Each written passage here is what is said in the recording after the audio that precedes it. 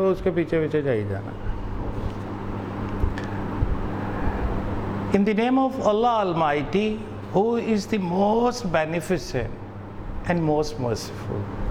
Assalamu alaikum, my dear students.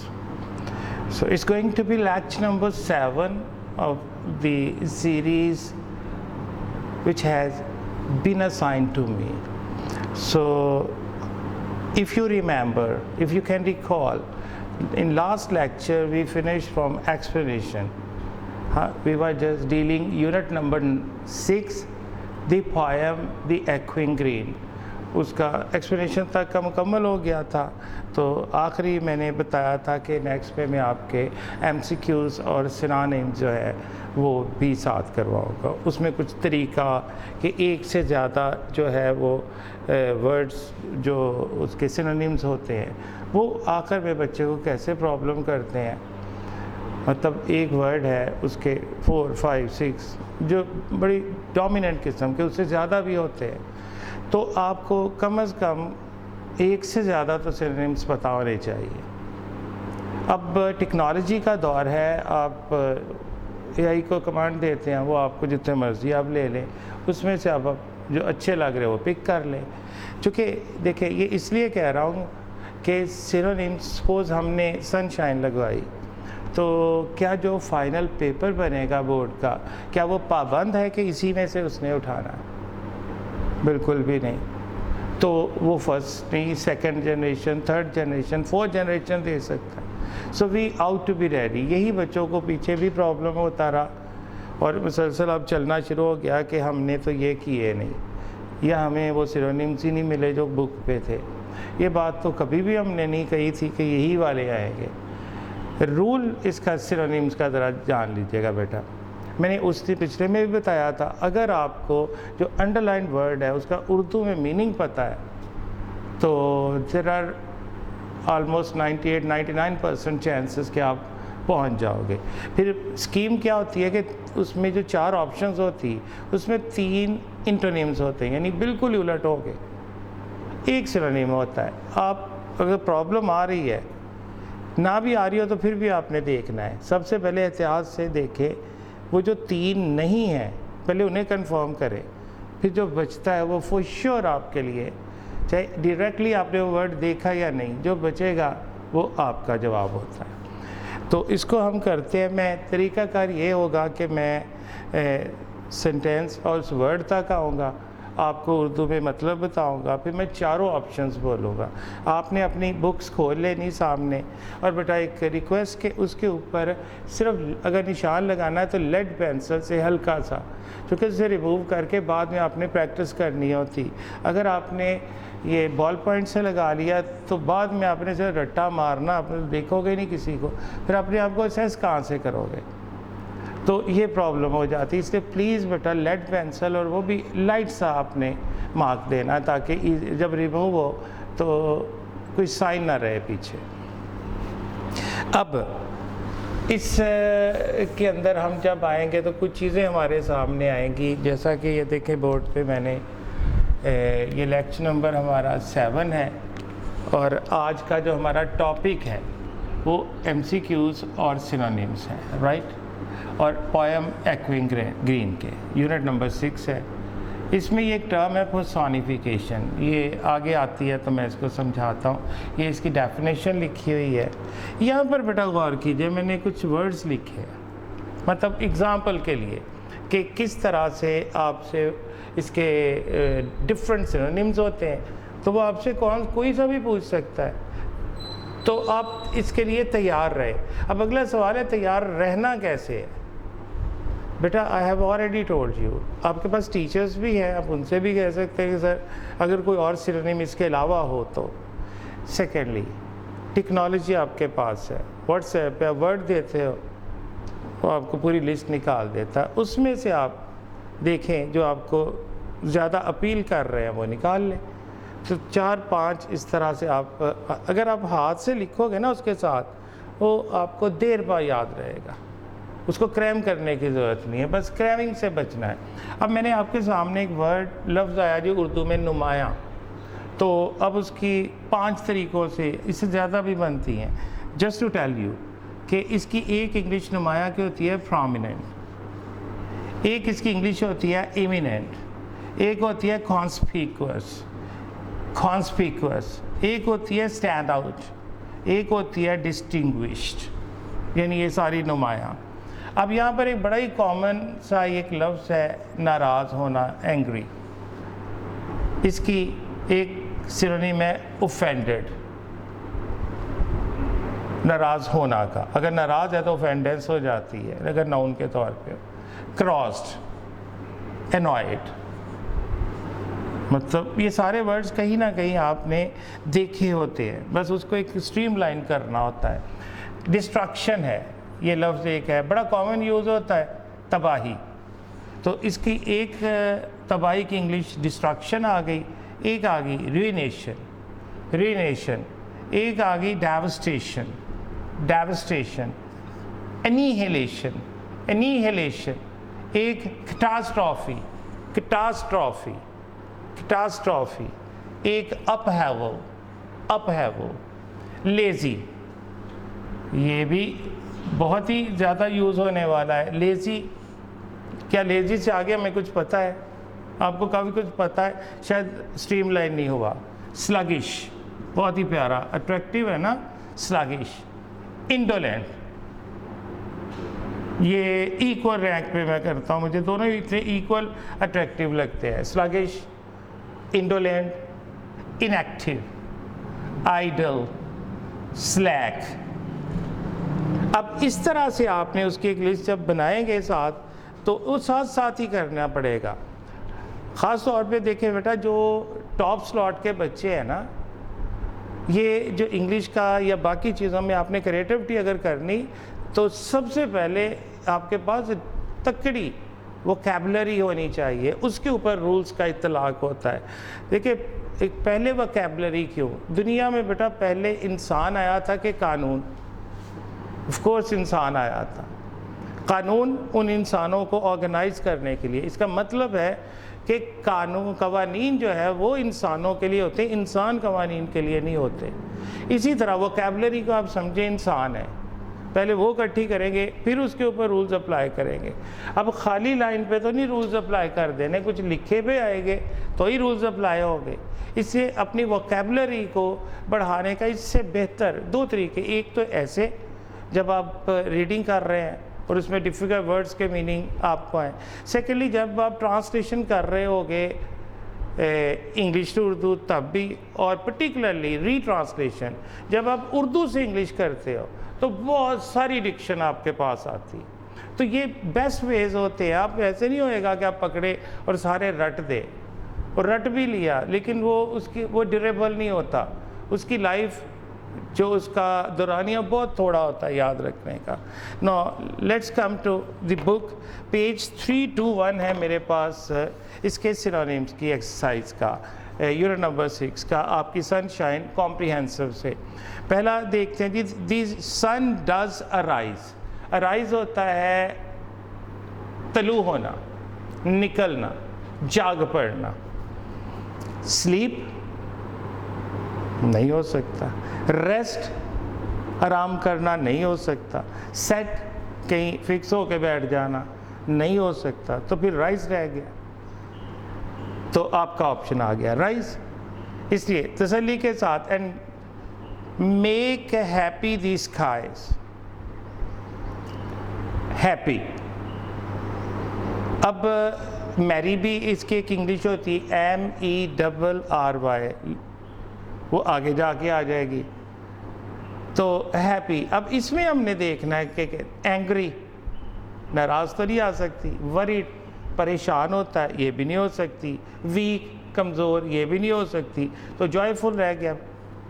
The Mary bells ring, खुशियों वाली, खुशियाँ जो खुशी जिसकी साइन अलामत हो, जो हैप्पीनेस की। ग्लूमी डिजेक्टेड को कहते हैं अफसरदगी को। लाज, कोई जोड़ नहीं बन रहा। लोनली, नो, कोई तन्हाई नहीं है, तो चीयरफुल आपका ऑप्शन आया। To welcome the spring, welcome इस्तकबाल करना। हाइड, छुपना, छुप के होता है इस्तकबाल। डिले, ताख़ीर करना, कोई जोड़ नहीं है। रिफ्यूज़, इनकार करना, कोई उसके साथ लिंक नहीं। तो ग्रीटिंग्स, ये जो वर्ड है ना ग्रीटिंग्स, इस्तकबालिया अल्फाज के लिए होता है। जैसे कि आप किसी को मॉर्निंग विश करते हैं, तो अगर आप ब्रिटिश स्टाइल में कहेंगे आप कहेंगे गुड मॉर्निंग, और अगर आप अमेरिकन स्टाइल में जो कि इन वोग है, इन फैशन है, मॉर्निंग। ऐसे ही जब सोने से पहले आप कहते हैं, अगर ब्रिटेन वे में आप कहेंगे गुड नाइट, और अगर अमेरिकन स्टाइल में कहेंगे आप कहेंगे नाइट। ये जो इस्तकबालिया अल्फाज, सलाम, दुआ, ये सारे ग्रीटिंग्स में आते हैं। Well, to the bells cheerful sound, again वही खुशियों वाली, लताफत वाली, एक्सटैटिक किस्म की, चीयरफुल। डार्क नहीं हो सकता, कोल्ड नो, डल मतलब नो, प्लेजेंट, इसमें प्लेजेंट बचा, वही हमारा ऑप्शन है। ऑन दी एक्विंग ग्रीन, अब एको जो होती है बाज गश्त होती है, वो गूंज होती है। एको जो गूंज है ना आपकी आवाज़ का पलट के आना, यानी गूंज के साथ। फेडिंग, मध्यम होना नहीं हो सकती। मेल्टिंग, पिघलना नहीं हो सकता। ड्राइंग, खुश करना नहीं हो सकता। तो रिंगिंग आपके पास ऑप्शन आ गया।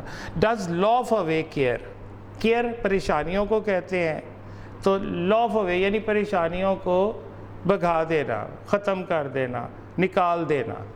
हंसी में कहते हैं ना, हंसी में टाल जाओ बात को। लॉफ अवे वहाँ से एक फ्रेज़ है कि लॉफ अवे इडियम है कि बात को हंसी में डाल के, यानी लाइट सा बना के, यानी दिल पे नहीं लेना और दफ़ा करो इस बात, कहते हैं ना, दफ़ा करें इस बात को, just to loaf away.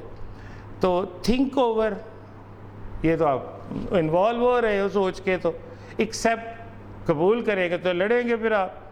Solve, हल करने बैठ जाओगे तब भी तो आप उसके बारे में सोचोगे। सोचना ही तो नहीं है उसके बारे में, भूलना है उसे, तो फिर डिसमिस। अब डिसमिस सिर्फ एक बात के लिए ना रख ले कि बर्खास्त, नौकरी से ही बर्खास्त करना है या अदालत की कार्रवाई ही बंद होनी। इसका एक मतलब फ़ारिग करना, ख़त्म करना, भगाना भी होता है। लॉफ अवे केयर, केयर परेशानी मैंने अभी बताया आपको। तो इसका मतलब और सिनोनिम्स अगर लेना चाहें, एंग्जाइटी, वैक्स,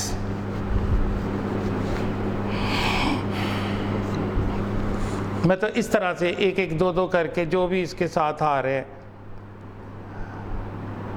एक उसने वरी दे दिया है, मतलब देखें ना, जॉय, लताफत है, कंफर्ट, आराम है, इनर्जी, तवानाई है।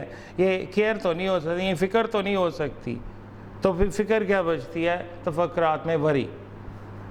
अमंग दी ओल्ड फोक, फोक लोगों को कहते हैं बेटा। सॉन्ग्स नो, बर्ड्स नो, क्योंकि आपको उर्दू का मतलब आता है, लोग हैं, तो ये तो नहीं हो सकते। ट्रीज, ये भी नहीं हो सकता। तो बचा people. That's very crystal clear to you. Such worthy joys. Again, वही लताफतें, वही खुशियाँ, joys। मैं लफ्ज़ जो है enjoy, ये वर्ब है, इसका नाउन होता है enjoyment। अब आप joy को रख लें तो ये भी सिनोनिम है। मैरी, ये भी एक इसका जो प्लेजर, ये भी इसी कैटेगरी में फॉल करता है। और एक्सटेसी,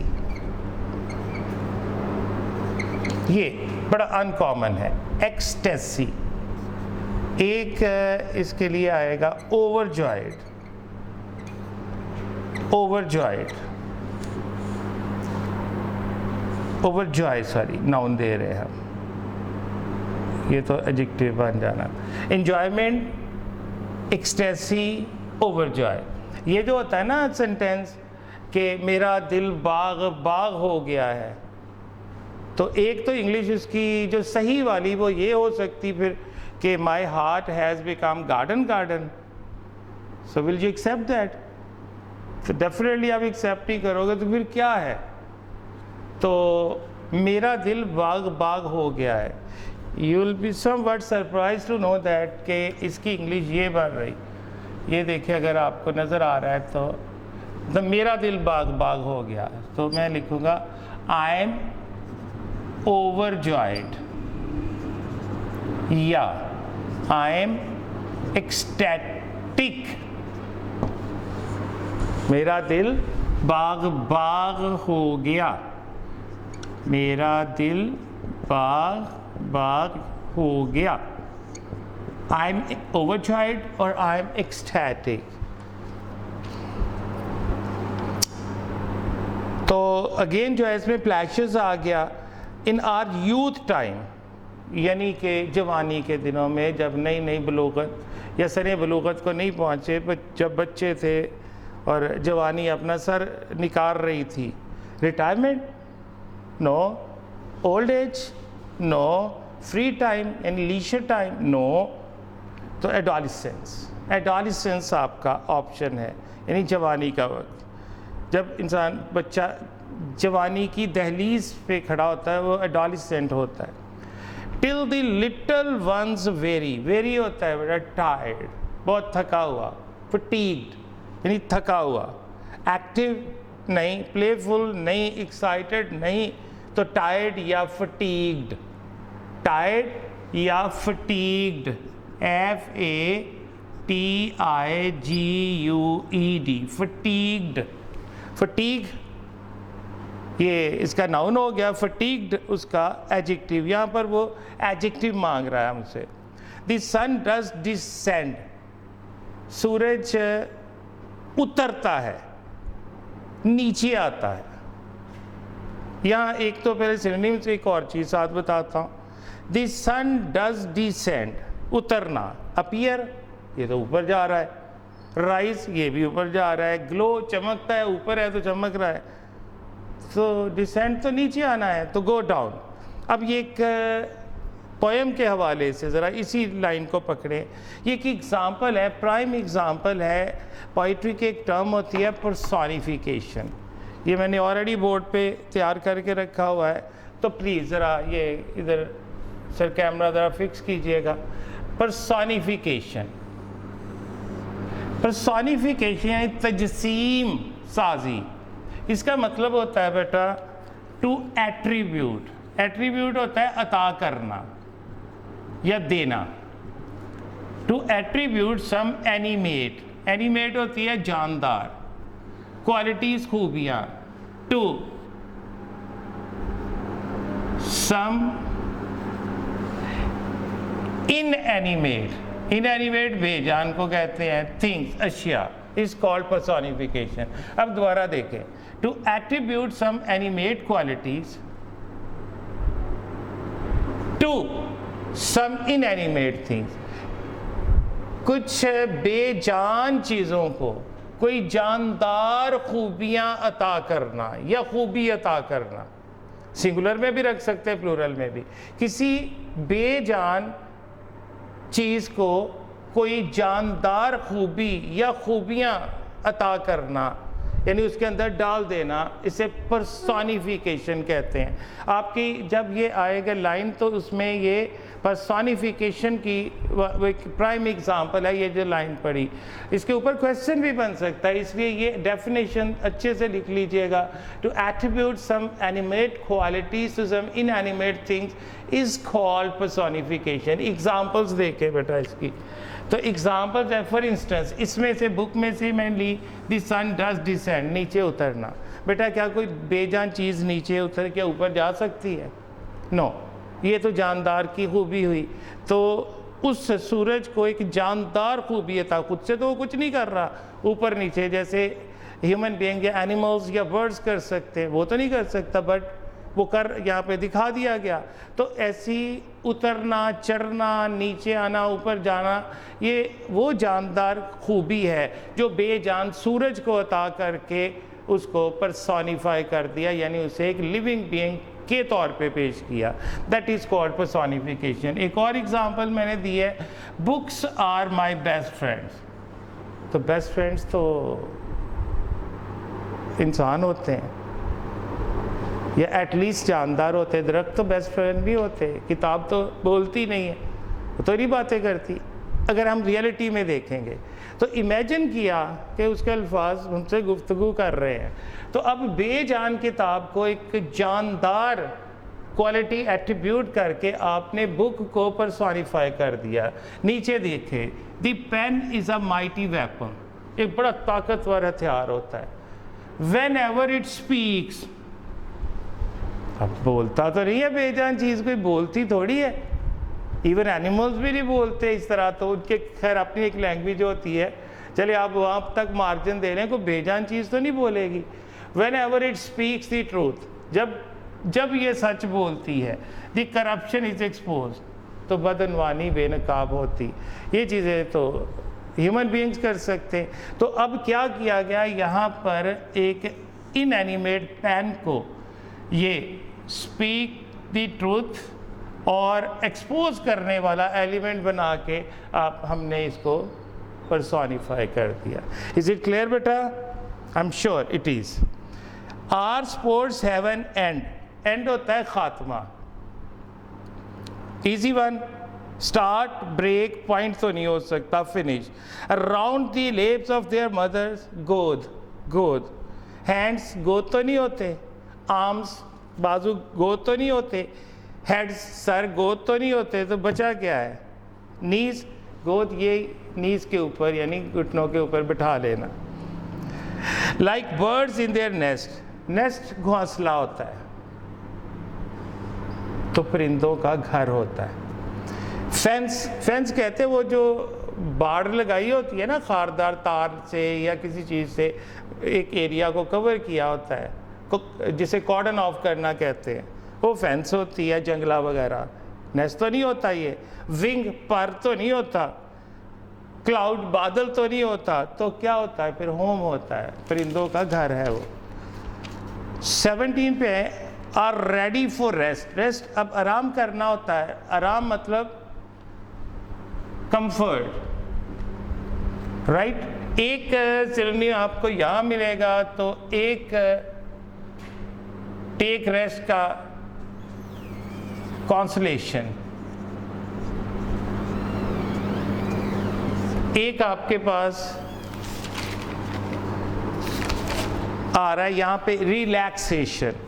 सो रेस्ट यानी या तो रिलैक्सेशन जो बहुत कॉमन यूज होते हैं, और कॉन्सोलेशन एक तसल्ली में भी आता है, एक आराम में भी, कंसोल करना यानी कंसोलेशन लेना, वो दो जुमरों में आता है। तो प्ले तो नहीं हो सकता, तो आराम करना है, मूवमेंट भी नहीं होता आराम में, काम भी नहीं होता, तो काम में तो रिलैक्सेशन होती है। And sport no more seen, यानी कोई गेम वगैरह अब नहीं, बच्चे चले गए, अब कोई खेल नहीं हो रहा वहाँ पे, तो खेल यानी खेल वगैरह, रेस किसी खास खेल को तो नहीं कहते स्पोर्ट, रूल या बुक नहीं, ये तो नहीं हो सकता जो स्पोर्ट, तो प्ले यानी खेलना यहाँ से मुराद है। ऑन द डार्कनिंग ग्रीन, बिल्कुल अंधेरे के साथ रोशनी जब मध्यम पड़ती जाती है, वो डार्कनिंग कहते हैं, जब रोशनी बहुत मध्यम हो जाती है। तो लाइटनिंग रोशनी तो नहीं हो सकता, ब्लेजिंग है चमकना, ये भी नहीं हो सकता, कलरिंग भी नहीं हो सकता, तो डिम, डिमिंग जो है मध्यम पड़ना, it is the sun does arise, तलू होता है, fall no, rest no, sink no, then what is left, what is left behind, appear, yeah it is. The skies are happy, skies,